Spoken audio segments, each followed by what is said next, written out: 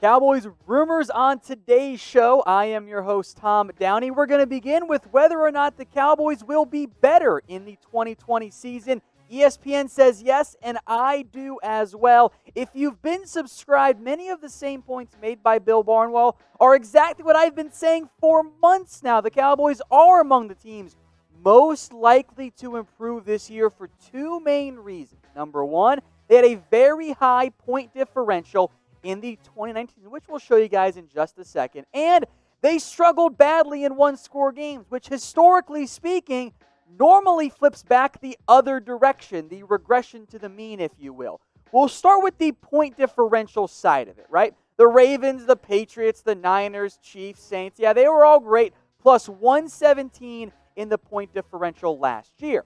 The teams after that, the Cowboys were number 6. The Vikings, the Titans, the Packers, the Bills, the Eagles were 11th. The top 11 teams last year in point differential, they all made the postseason, except for the Cowboys. That's unusual. That's right. No, Tom, they beat up on bad teams.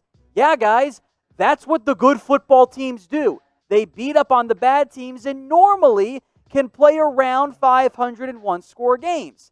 The Cowboys didn't do that last year. 0-5 in 7-point games. 1-6 if you want to expand to 8-point games. But when things were close, the Cowboys didn't win, which is not what they've always done. They had some wild swings from 2018 to 2019. Last year, 0-5 in those 7-point games. 2018, 8-2. You saw something similar 2016, 2015 as well. It ebbs and flows, but in most years, you would anticipate a team going around 500. If the Cowboys had done that, they'd have won the NFC East. That's why I think 10 wins, 10-6, is easily obtainable, or at least should be if everything goes according to plan, injury-wise, should be attainable for this Cowboys team. So I'm going to make this question the pinned comment. So if you're going to answer, go there to respond, especially if you get the ad break here on YouTube. What will be the Cowboys' mark in 2020? CeeDee Lamb hype train. You guys know I love him, but we are completely off the rails. We've gone off the cliff, and we're tumbling down towards a fiery explosion. It's 4 stars on this one.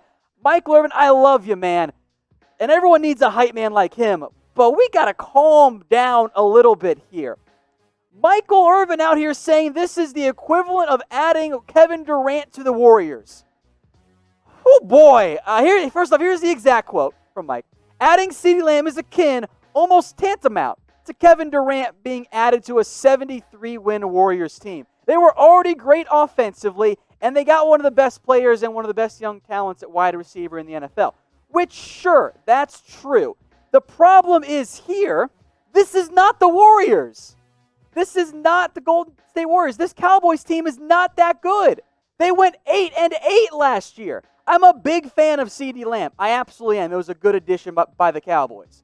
Saying he's Kevin Durant when he's never played a game in the NFL, that doesn't make any sense. I don't agree with that whatsoever. So I just simply do not understand it.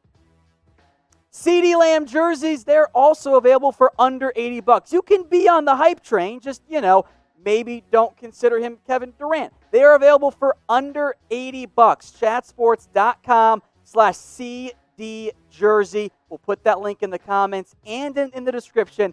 The normal jerseys, they're not on sale right now. But the CeeDee Lamb one, you can get an official Nike one for under $80 at chatsports.com/CD jersey. Let's talk trade then. How about trading for Jaylen Samuels? Oftentimes, as you guys know, I don't like trade ideas. I poo-poo them. This one, though, I actually kind of like it. It makes some sense, potentially, for both teams involved. Now, the report out of The Athletic was that Samuels might not make the Pittsburgh Steelers roster, which means he could be cut or traded.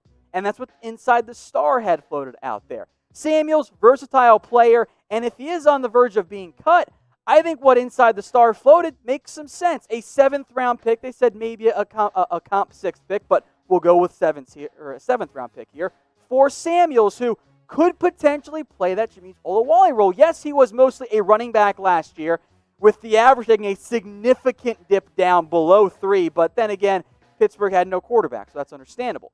And if you're the Cowboys, Olawale's gone. You have Shewo Olanalua. Maybe he could be your fullback. Maybe you bring in a tight end.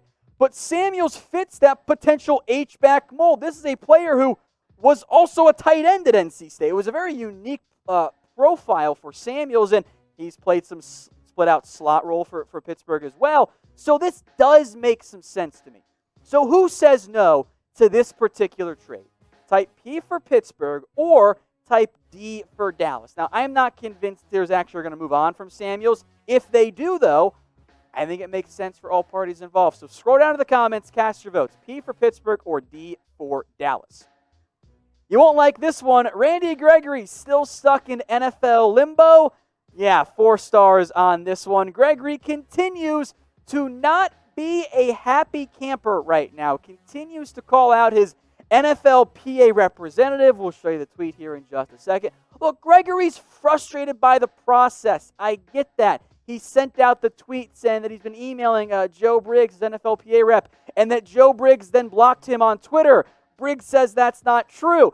Who knows? What we do know? Something's not right here. Something is unusual. Something is wrong between the NFL and the NFLPA and Gregory and the Cowboys. It's just not going well. Gregory clearly frustrated by the lack of response and progress. At this point, if you're the Cowboys, you have to assume the answer to this question is no. Gregory does not play in 2020. I know many of you want him out there. I know many of you are frustrated by this. But you have to assume that you don't get Gregory. So cast your votes. First off, predict it. Y for yes and for no.